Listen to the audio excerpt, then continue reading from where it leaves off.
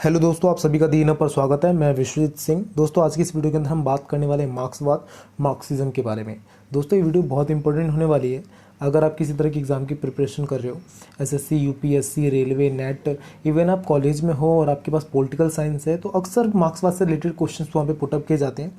तो वीडियो को लास्ट तक देखिएगा, बहुत सारी नॉलेजफुल चीज़ें सीखने के लिए मिलेंगी। तो स्टार्ट करते हैं आज की वीडियो, मार्क्सवाद। दोस्तों, मार्क्सवाद के अर्थ की बात करें कि मार्क्सवाद का अर्थ क्या है, मतलब क्या है, तो मार्क्सवाद क्रांतिकारी समाजवाद का ही एक रूप है। यह आर्थिक और सामाजिक समानता में विश्वास रखता है। अतः मार्क्सवाद सभी व्यक्तियों को समानता का दर्शन है। मार्क्सवाद की उत्पत्ति खुली प्रतियोगिता, स्वतंत्र व्यापार और पूंजीवादी के विरोध के कारण हुई। तो अगर बात करें कि मार्क्सवाद है क्या, तो मार्क्सवाद सीधा सीधा कहता है कि आर्थिक और सामाजिक रूप से समाज के अंदर में क्या होनी चाहिए, समानता होनी चाहिए। कोई भी व्यक्ति आर्थिक और सामाजिक रूप से छोटा बड़ा ऊंच नीच नहीं होना चाहिए। ठीक है। मार्क्सवाद की उत्पत्ति कैसे हुई, मार्क्सवाद जन्मा कैसे, क्योंकि पहले से ही हमारे समाज में इतनी सारी विचारधाराएं थी, फिर मार्क्सवाद की जरूरत क्यों पड़ी।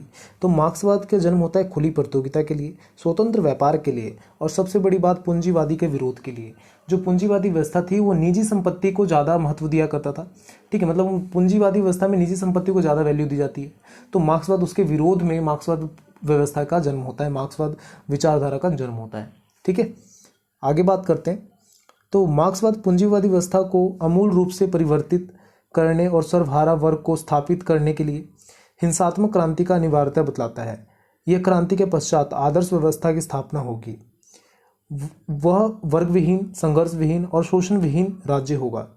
मतलब मार्क्सवाद क्या कहता है कि आदर्श व्यवस्था की मांग करता है। मार्क्सवाद एक आदर्श व्यवस्था की मांग करता है। उस आदर्श व्यवस्था के लिए उसे क्या चाहिए, तो पूंजीवादी की व्यवस्था को अमूल रूप से खत्म करना पड़ेगा। ठीक है, पूंजीवादी व्यवस्था को खत्म करना पड़ेगा।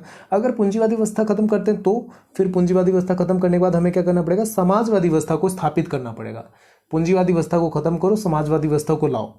ठीक है, तो समझ में आगे, खत्म करो लाओ। खत्म कैसे करेंगे, तो हिंसात्मक क्रांति के जरिए ही हम पूंजीवादी व्यवस्था को खत्म कर सकते हैं, समाजवादी व्यवस्था को ला सकते हैं। और लाने के बाद हम क्या कर लेंगे, एक आदर्श व्यवस्था की स्थापित कर देंगे, एक आदर्श व्यवस्था कायम करेंगे। आदर्श व्यवस्था में उन्हें क्या चाहिए था, तो वर्ग विहीन, कोई वर्ग नहीं होना चाहिए, संघर्ष विहीन, किसी तरह का कोई संघर्ष नहीं होना चाहिए, और शोषण विहीन राज्य होना चाहिए, कोई शोषण से मुक्त राज्य होना चाहिए। इसकी कल्पना करता है मार्क्सवाद। समझ में आता है दोस्तों। आगे बात करते हैं। तो मार्क्सवाद के जो जनक माने जाते हैं, कार्ल मार्क्स को मार्क्सवाद का जनक माना जाता है। ठीक है, वे एक जर्मन दार्शनिक, अर्थशास्त्री, समाजशास्त्री, पत्रकार और क्रांतिकारी समाजवादी थे।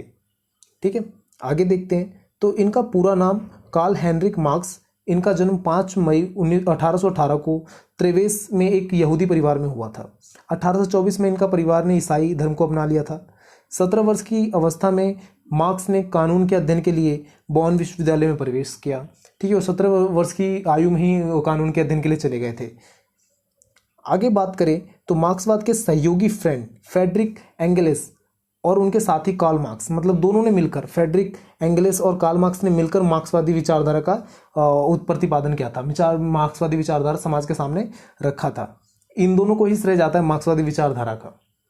एंगेल्स ने 1845 में इंग्लैंड में एक मजदूर वर्ग की स्थिति पर the condition of working class in England नामक पुस्तक लिखी। मतलब जो एंगेल्स थे उन्होंने 1845 में एक पुस्तक लिखी, जिस पुस्तक का नाम था the condition of working class in England. मतलब इंग्लैंड के अंदर में जो मजदूर वर्ग है, वर्किंग क्लास की कंडीशन क्या है, उसके ऊपर में एक बुक लिखी उन्होंने मार्क्स के साथ मिलकर 1848 में कम्युनिस्ट घोषणा पत्र की रचना करी। बाद में अद्भुतपूर्ण पुस्तक पूंजी दास कैपिटल को लिखने में मार्क्स के लिए आर्थिक तौर पर मदद की। जो मार्क्सवाद की, जो कार्ल मार्क्स के द्वारा लिखी गई पुस्तक है पूंजी दास कैपिटल, उसको लिखने के लिए भी एंगेल्स ने आर्थिक तौर पर मार्क्सवाद की मदद करी थी, मार्क्स की मदद करी। आगे बात करें तो जो फ्रेडरिक एंगेल्स हैं, उनका जन्म 28 नवंबर 1820 को ब्रोमेन प्रासिया में होता है। मृत्यु उनकी 5 अगस्त 1895 में 74 वर्ष की उम्र लंदन इंग्लैंड में होती है। मार्क्सवाद की अगर विशेषता की बात करें कि मार्क्सवाद की विशेषता क्या है, तो मार्क्सवाद पूंजीवादी के विरुद्ध एक प्रतिक्रिया है। मार्क्सवाद पूंजीवादी व्यवस्था को समाप्त करने के लिए हिंसात्मक साधनों का प्रयोग करता है। मार्क्सवाद प्रजातंत्रीय संस्था को पूंजीवादी के संस्था को मानते हैं, जो उनके हित के लिए और श्रमिकों के शोषण के लिए बन गई है। मतलब नॉर्मली मार्क्सवाद क्या कहता है कि भाई पूंजीवादी के विरोध करो। ठीक है, सिंपल सा मार्क्सवाद का जन्म किस लिए होता है? पूंजीवादी के विरोध करने के लिए। ठीक है, पूंजीवादी का विरोध करने के लिए सबसे बड़ा साधन वो है हिंसात्मक साधन मानते हैं कि हिंसा करेंगे तभी उसका हम विरोध कर सकते हैं, हिंसा के जरिए ही हम पूंजीवादी को समाप्त कर सकते हैं। पीछे मैंने बताया था कि आदर्श समाज की स्थापना के लिए उन्होंने क्या कहा कि भाई हमें पूंजीवादी को हटाना पड़ेगा, समाजवादी व्यवस्था को लाना पड़ेगा और उसके लिए क्या करना पड़ेगा? हिंसात्मक कार्य करने पड़ेंगे, हिंसा करना पड़ेगा। अगर हम हिंसा करेंगे तभी पूंजीवादी हटेगा, तभी समाजवादी व्यवस्था आएगी और तभी एक आदर्श व्यवस्था की स्थापना होगी। आदर्श व्यवस्था के समाज के अंदर में उन्होंने क्या कहा? वर्ग विहीन, संघर्ष विहीन और राज्य विहीन। ठीक है, इस तरह की चीजें होंगी तभी एक आदर्श व्यवस्था कायम होगी। ठीक है, उन्होंने कहा था, पीछे मैंने बताया था आपको। मार्क्सवाद प्रजातंत्रित संस्था को पूंजीवादियों की संस्था मानते हैं। मतलब जो मार्क्सवाद है, प्रजातंत्रित संस्था होती है, जो भी प्रजा से रिलेटेड संस्था है उसको पूंजीवादी का संस्था मानते हैं कि पूंजी द्वारा बनाया गया संस्था है। ठीक है, उनके लिए श्रमिकों का हित शोषण बन गया है। मतलब वो श्रमिकों के हित के बारे में सोच ही नहीं सकते, वो सिर्फ श्रमिकों का शोषण कर सकते हैं, मार्क्सवाद का ये मानना था। आगे देखिए मार्क्सवाद की विशेषता में, तो मार्क्सवाद अंतर्राष्ट्रीय साम्यवाद में विश्वास रखते हैं।